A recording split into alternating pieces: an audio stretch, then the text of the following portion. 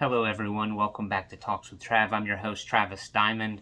In each episode, as you know, we offer real tips and stories about different areas of life to help you improve the quality of your life and the life of those around you. When I first started this podcast, the goal or the purpose behind it was to put together a database of all the information that may be beneficial to people and organize it based on subjects. So I typically talk about different things for every subject. In fact, the subtitle of my podcast is Life Talks Most of Us Never Get to Have. So the reason I named it that is because everything that I learned that I'm sharing on here came from me digging deep and diving into different areas and different subject matter and getting it from all different perspectives and organizations and groups and individuals and areas and different resources. And I knew that I'd spent over a decade diving deep into trying to improve the quality of my life and becoming the best version of myself possible. And not saying that others don't do that, but most of us don't even know that's really an option. So that's the reason I put this together. And today's context or today's subject is no different. Yesterday I shared a post talking about the dangers of being silenced and having people thinking for you.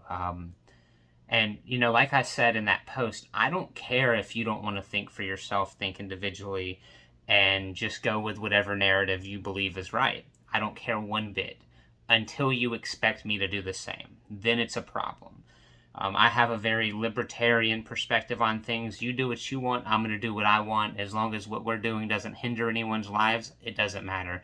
But when your perspective or your talking points or you're trying to force a perspective onto me or to someone else, that is when it interferes with my life and my ability to think freely for myself. So I put together this post talking about that, and I put a picture of me and with a quote saying, "I don't need you to think for me."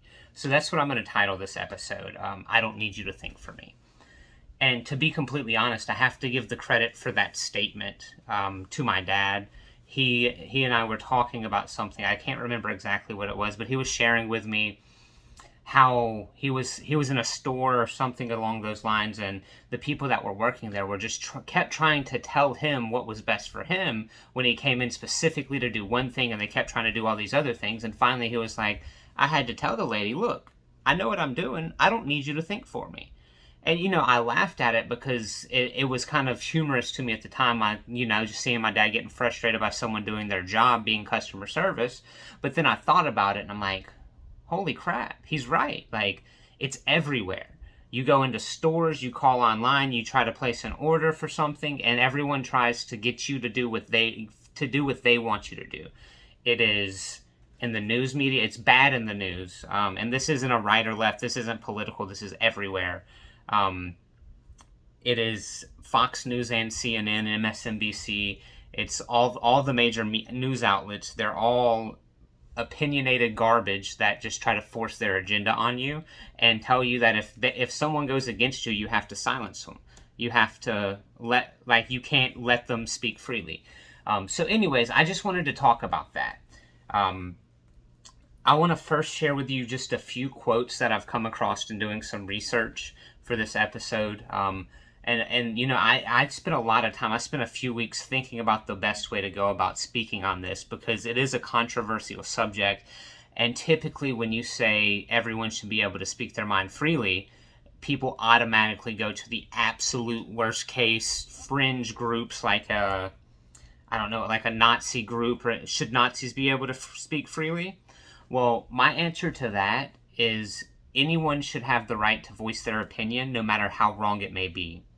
And until you are willing to sit down with someone who has such terrible ideas and hear them say what they have to say and rebuke their statements in an articulate manner that clearly shows their way of thinking is wrong and gives them guidance on how to think differently, or gives people who are following them the reality check of, oh, wow, that's actually not a good way to think about that. And I'll give you a great example of that, Daryl Davis. He's a blues musician who also spends his time basically converting KKK members to not be racist pieces of crap anymore.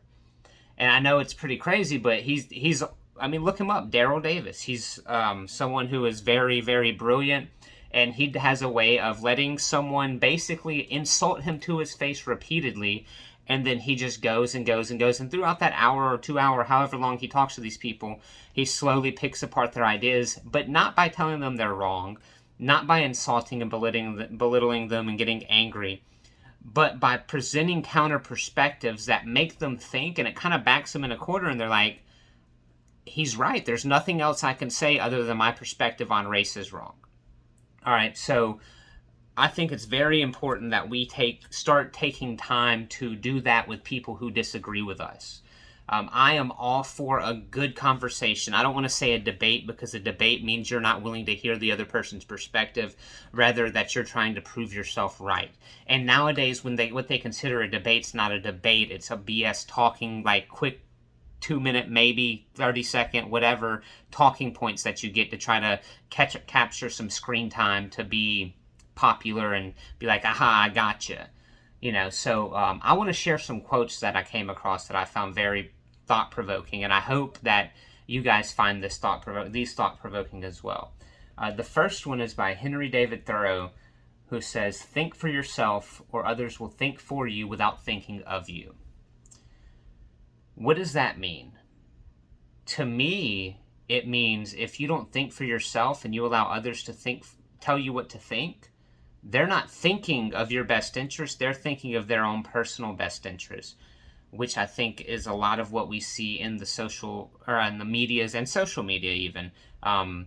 You have these major companies that are paying for advertisements on certain things, or funding organizations and groups and politicians to force a narrative or perspective because that's what's in the best interest of them and their organization. So I think that was the first one I came across that I found to be pretty thought-provoking. The second one is by Elbert Hubbard. It says, "Be yourself and think for yourself. And while your conclusions may not be infallible, they will be nearer right than any inconclusions forced upon you by those who have a personal interest in keeping you in ignorance." That's a powerful quote. Because again, he is saying, if you don't think for yourself, if you allow others to think for you, you will remain ignorant to the reality of situations, especially when it's people that have their own personal interest in mind when they're telling you what to think or telling you what to do. A great example of that was Dr. Fauci, when he decided that he was the one responsible for keeping everyone wearing masks, or actually at first he said don't wear masks, because he said he wanted to keep them for the people who worked in the medical field, the first responders and the nurses and doctors. He said that he was scared that they would run out, and made the decision to tell people not to wear masks. And then come to find out, once he changed his mind and said, yes, wear mask, come to find out he was well aware that almost every mask, short of an N95 or KN95 that's form-fitted to your face, was little to no benefit.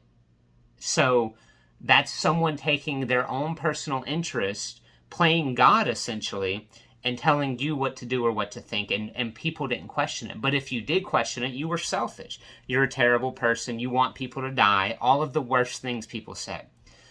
I personally have no issues wearing a mask if that is what your place of business requires of me, because I think you have the right to dictate what happens within your place of business. Just like I have no issues not wearing a mask if you don't obligate me to wear one. However, when you start talking about the government dictating things like that, that's when it gets real murky, and that's when we start getting a little carried away with power. And I think we're all aware, or we should be, that once the government takes away a right of a human being or decides that they have the authority to do something, they never relinquish that power. So you got to be very careful when it comes to things like that. Anyways, another good quote is by, let's see if I can read that name, Marissa Collins. She says, "Trust yourself, think for yourself, act for yourself, speak for yourself, be yourself. Imitation is suicide." To me, that means if you are not 100% authentically you whatever that looks like, and you're intimidating someone else, you have essentially killed yourself because you no longer exist. You exist in the version of someone else. You are who you're told to be. And it's, again, going back to being sheep. It's a very bad idea. Very, very, very bad idea to just blindly follow orders. Blindly follow information. And how do you deal with that? It's simple. Not easy, but simple. You take information from multiple sources. You gather them, you look at them objectively. You don't get emotionally charged to it. You don't look for the things that, you don't use that implicit bias to find the reasons that you're right. You have a certain viewpoint on things, and what I do personally, if I believe something to be true or to be false, I look in research to find information that contradicts my perspective, because that is where you can find the reality. Because if you go and only look for things that confirm your information, which you believe is correct, that confirmation bias, you're not even looking for the reality. You're just looking to be proving yourself right. And that's just as bad as blindly following orders or blindly taking advice or guidance from someone when you haven't done your own research. Anything that I'm saying on any of my podcasts, I beg you to go do research and look and see what I'm saying, if it's accurate, if it's applicable to you, because in my experience, it helps people. I don't share anything that I have either not applied to my own life, or there's not tons of people who have applied it to their life and it's helped them. All right. So you have to take time out to look at things from an unbiased perspective to find out the reality of situations. And if you don't do that, in my opinion, you're either ignorant, you're a coward, or you don't care. And that's, all three are just sad. So the next quote is by Malcolm X, and it says, one of the first things I think young people, especially nowadays, should learn one of the first things I think young people, especially nowadays, should learn is how to see for yourself and listen for yourself and think for yourself. That's powerful, because, again, if you just blindly take information as truth because a major news outlet or a scientist or whatever, or a doctor may say it, for every person who says it's you turn left here, there's people that say you turn right here. And it's our responsibility as society, as the individual, to look at both answers and see who's correct. And in a lot of it, it's a matter of opinion. It is truly a matter of opinion. And there's an issue when people start trying to force their opinion and perspective as fact. That's a really bad problem. We see that all the time with, you'll have these, what people consider controversial right-wing people going into colleges to speak. And you'll have what people consider left-wing people. I don't understand the right and the left thing. It's, to me, you're the right wing and the left wing on the same bird. They're going in the same direction, just taking different approaches to get the same result. That way, the powers that be win either way. But that's a different conversation for a different podcast. Anyways, you'll have these people coming into colleges to give speeches or lectures, and then a group of people that disagree with them will come in and they'll just yell and bang and chant and scream and refuse to let them speak. And in most cases, if you sit down one-on-one with them, they probably don't even have a real answer for why that is. They just get emotionally charged and yell at you. Someone I don't necessarily agree with, but I love the way he goes about doing it. Steven Crowder has this thing where he'll sit at a college campus and put a controversial topic up, and I don't like the controversial aspect of it. But he'll say, ...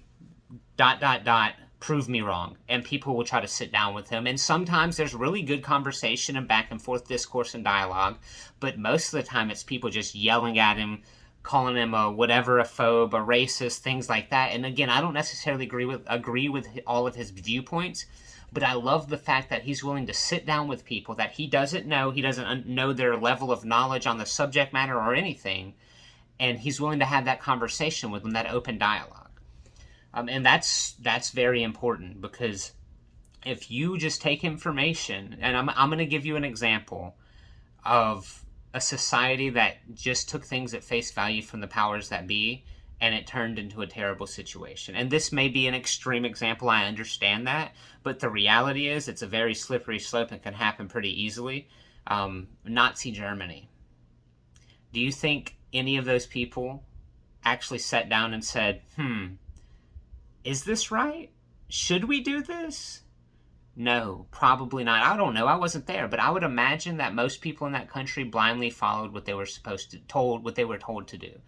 And then the ones that did argue against it were silenced or they were murdered. Another example of that, not anywhere near as extreme of Nazi Germany, of course, but after President Biden was elected, people like, what's her name? Alexandria Ocasio-Cortez, AOC. Excuse me if I got her name wrong. I'm just trying to think of it off the top of my head. But anyways, she said something along the lines of, we need to make a list of everyone that supported Donald Trump and prevent them from doing X, Y, and Z. Get them fired, dox them, give them their home addresses. We need to hold these people accountable for voting for Donald Trump.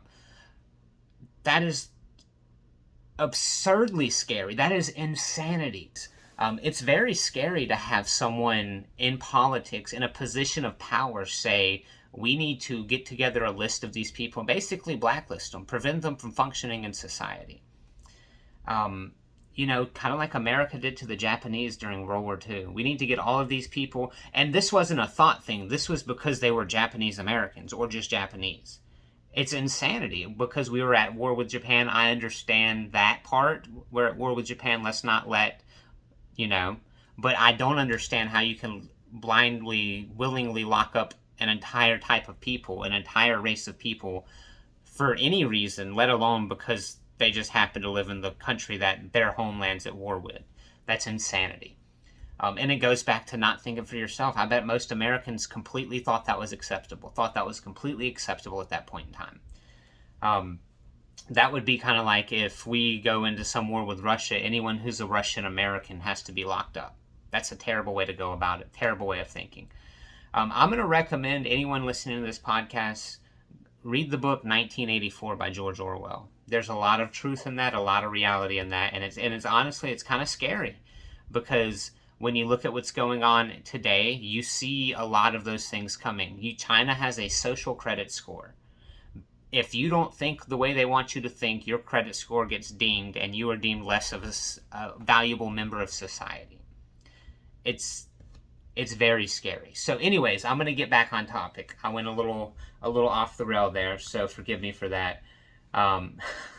So yeah, like I said, I wanted to share a couple of quotes with you guys. And just really get you thinking, because if you don't think for yourself, someone's going to do the thinking for you, and I assure you they're not going to have your interest in mind or at heart. They won't care. They just want you to follow what they want. So with that being said, I am all about allowing someone to sit down and voice their opinion or their concerns and just talk things through, because I found when I have those conversations with people, sometimes they're hard, sometimes they're tough, but I always learn something. Even if I learn that I was wrong, or that I was right, and here's further proof as to why I was right. And it's never about, to me, if I sit down with someone, my goal is to never change their perspective. It's to present information that allows the possibility of their perspective to change, or one of our perspectives to change, if not both. Honestly, me and my wife, we have conversations all the time about things that we don't agree on. And she's changed my mind about a lot, and I've changed her mind about a lot. And actually, I shouldn't even say she's changed my mind or I've changed hers. The information that we've shared with one another has allowed us to change our perspective on things. It typically has to do with politics and things like that, but it's good for us because we get, one, it makes us closer. Two, it allows us to get a better understanding of our values and our perspectives and our viewpoints on things. And, it's something that we both enjoy doing, having those deep, meaningful conversations about stuff that matters to us. That's one of the first things we did to develop a connection is we would just talk for hours about various things that matter to us. But back to thinking freely. I've shared with you some of the dangers of not thinking for yourself, or being silenced for thinking freely. This is a message for everyone. You must be willing to think for yourself and come to your own conclusions, and you must be willing to allow everyone to do the same. I have a saying that I share all the time. You are entitled to your opinion, no matter how wrong it may be. Period. It doesn't matter. To me, you have the right to voice your opinion, and I have the right to voice mine, and we should do that together. If more people were willing to sit down with one another and have civil discourse, the world would be in a lot better shape.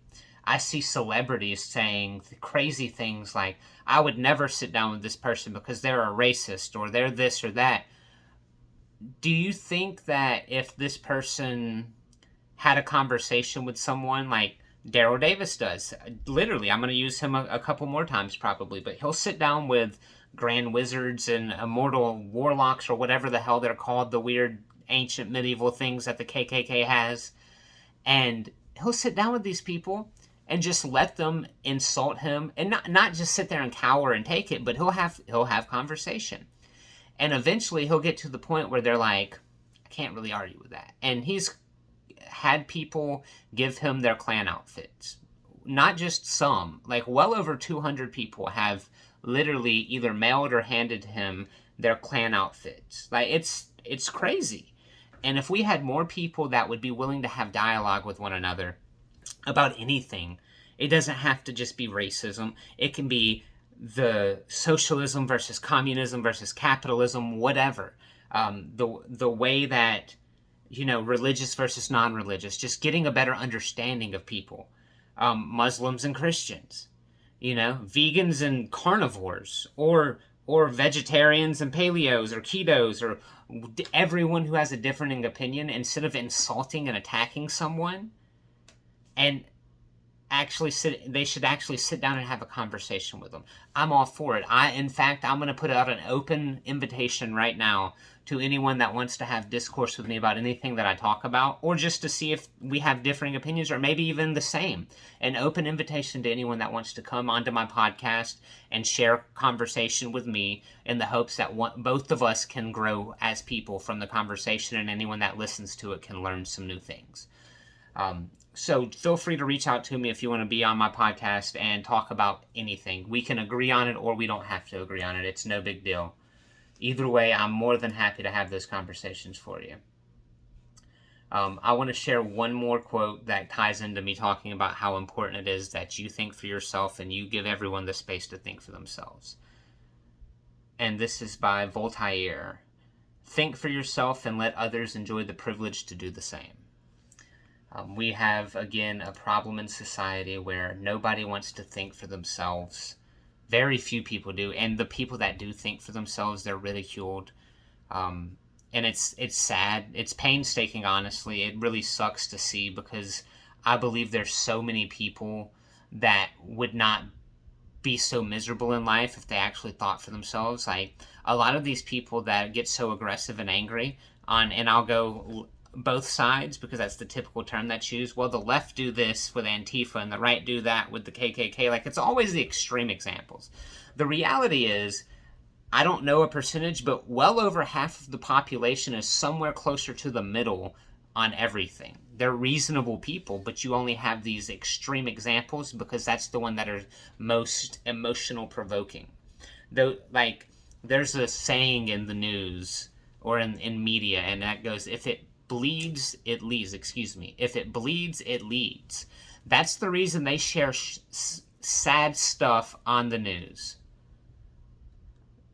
That's the reason so many people are only seeing negative things. That's the reason Facebook algorithms are specifically designed to only share negative things, or share predominantly negative things, or things that make you outraged, right? It's the largest social media platform on the planet is engineered to show you things that will piss you off and trigger you. That's sad. That's disturbing, and honestly, that's quite disgusting. And then people can't help but to engage in it, and they think that's how the whole world functions. But in reality, if you go out and talk to people, go out and move around and do things, you'll see the world's not like that. The world is not like that. Most people don't believe such extremes. But when you get around stuck in groupthink, it's very dangerous. So I'm gonna step down off my pedestal a little bit now. I just get very fired up. I think I'm gonna go ahead and wrap it up and do that by sharing a Albert Einstein quote that summarizes up everything that I've talked about. And he says, "Few are those who see with their own eyes and feel with their own hearts." This is not an attack on anyone, but a plea for everyone to spend time thinking about what you value and how you truly see things, and start living that way. Because if you allow the world and society, specifically the government, the media, the colleges and the schools, to tell you how to think, you're going to be nothing but a pawn in the system, nothing but a cog in the wheel. And it's scary to see that. Like, the point of an educational institution is to give you information, factual information and unbiased information. But what we're seeing is more and more and more, they're getting you a certain perspective to think a certain way, and it's most of the stuff is not factual or backed with facts. It is opinionated, and it's dangerous because now we're seeing it more so where if you say something that you voice an opinion about something that is anti-establishment or anti what the main narrative is, you're ridiculed and you're harassed and fired and doxxed. And a good example of that, look into Unity 2020.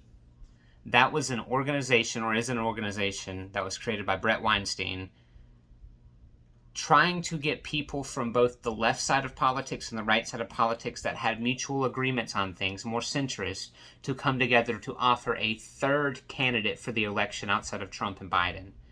And Twitter literally banned their account for no reason, none whatsoever, other than they were trying to create an opportunity for people to come together and not be pushed apart. Because at the end of the day, the powers that be want you to be pushed apart, because if you are not united on anything, then you will never be able to stand up against them. There's that saying, united we stand, divided we fall.